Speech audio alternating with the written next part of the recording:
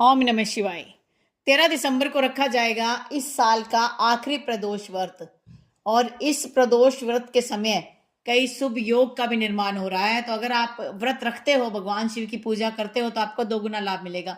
अगर आप भगवान शिव की पूजा तो करते हो लेकिन व्रत नहीं रख पा रहे हो, तो आपको करना क्या है, उस व्रत को तो छोड़ दीजिए, कोई बात नहीं है, लेकिन भगवान शिव की पूजा अर्चना जरूर करनी है।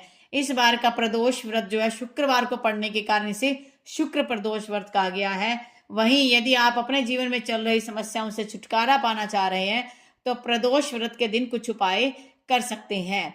प्रदोष व्रत हर महीने की त्रयोदशी यानी कि 13 तिथि को पड़ता है। महीने में 2 बार इसका व्रत रखा जाता है, पहली अमावस्या पर और दूसरी पूर्णिमा पर। यानी कि एक कृष्ण पक्ष में होता है और एक शुक्ल पक्ष में होता है। इस दिन लोग उपवास रखते हैं, भगवान शिव की विधि विधान से पूजा अर्चना करते हैं, दान पुण्य करते हैं, क्योंकि हिंदू धर्म में दान का बहुत ज्यादा महत्व है। माना जाता है कि अगर आप इस व्रत को करते हो, अगर आप मंदिर जाते हो, तो आपके जीवन के सारे कष्ट दूर हो जाते हैं। लेकिन अगर आप व्रत नहीं कर पा रहे हो तो प्रदोष समय में यानी कि शाम के समय में जब सूर्य छिप रहा होगा, जिस टाइम में प्रदोष काल माना जाता है, उस समय आपने भगवान शिव का जलाभिषेक जरूर करना है। शुक्रवार के दिन पड़ रहा है तो आप भगवान शिव पर शहद भी अर्पण कर सकते हैं, इससे महालक्ष्मी की कृपा आप पर रहेगी। अगर हम बात करें इसके शुभ मुहूर्त की, तो मार्गशीर्ष महीने का जो शुक्ल पक्ष की 13 तिथि जो पड़ रही है वो 12 दिसंबर को रात को 10:26 पर शुरू होगी, और जिसका जो अंत जो होगा, इनकी जो खत्म कब होगी, 13 दिसंबर को शाम को 7:40 पर। इसलिए 13 दिसंबर को साल का आखिरी प्रदोष व्रत रखा जाएगा। इस बार का प्रदोष व्रत शुक्रवार को है, तो हमें लक्ष्मी माता की कृपा पाने का भी बहुत ज्यादा मौका मिल रहा है। अगर हम बात करें कि प्रदोष काल कब है, तो प्रदोष काल है शाम को 5:26 से शाम के 7:40 तक। इस समय आप भगवान शिव की पूजा अर्चना कीजिए, आपको अच्छे फल की प्राप्ति होगी। इस दिन रवि योग, शिव योग और सिद्धि योग का निर्माण हो रहा है। इसके अलावा रोहिणी नक्षत्र भी रहेगा, जो कि ज्योतिष में बहुत ही ज्यादा शुभ माना गया है। इस नक्षत्र में किए गए कार्यों में सफलता प्राप्त होती है, जिस कारण यह दिन और भी ज्यादा खास हो जाता है। तो इस दिन हमें जो है ये मौका नहीं छोड़ना है, भगवान शिव की पूजा अर्चना करके अच्छे फल की प्राप्ति करनी है।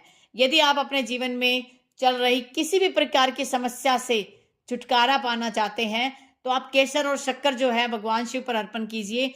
साथ के साथ आप शहद भी अर्पण कर सकते हैं। इससे क्या होगा, लक्ष्मी जी की कृपा रहेगी, आपके धन से संबंधित जो भी समस्याएं हैं वो दूर हो जाएंगी। अगर आपके विवाह में कोई समस्या आ रही है, तो आपने भगवान भोलेनाथ का पूजन करने के साथ साथ गौरी शंकर रुद्राक्ष जो है वो चढ़ाना है और दूध से उनका जलाभिषेक करना है। इससे क्या होगा, भगवान शिव का आप पर आशीर्वाद बना रहेगा। साथ में अगर हो सके तो प्रदोष काल में आपने 4 मुखी दिया भी भगवान शिव के पास जो है जला के आना है, और वहां बैठकर 108 बार कम से कम ओम नमः शिवाय मंत्र का जाप करना है। इससे क्या होगा कि आपको जो भी फल मिलेंगे वो कई गुना होकर मिलेंगे। साथ के साथ इस दिन अगर आप कोई जरूरतमंद को कुछ दान पुण्य कर सकते हो अपनी श्रद्धा अनुसार, वो जरूर कीजिए।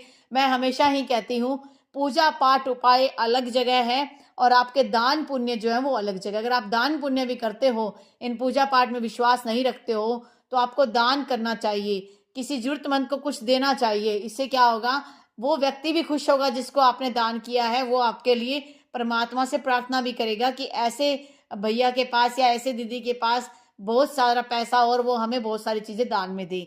तो आप इस प्रकार से दान का काम नहीं छोड़िएगा। पूजा पाठ में आपका विश्वास है तो आप करिएगा, कोई परेशानी नहीं, लेकिन दान जरूर करते रहिएगा अपनी इच्छा अनुसार, अपनी श्रद्धा अनुसार। अगर आपकी गुंजाइश नहीं होगी तो दान कैसे करोगी। कमेंट बॉक्स में सभी लिखिएगा। जय श्री हरि, ओम नमः शिवाय।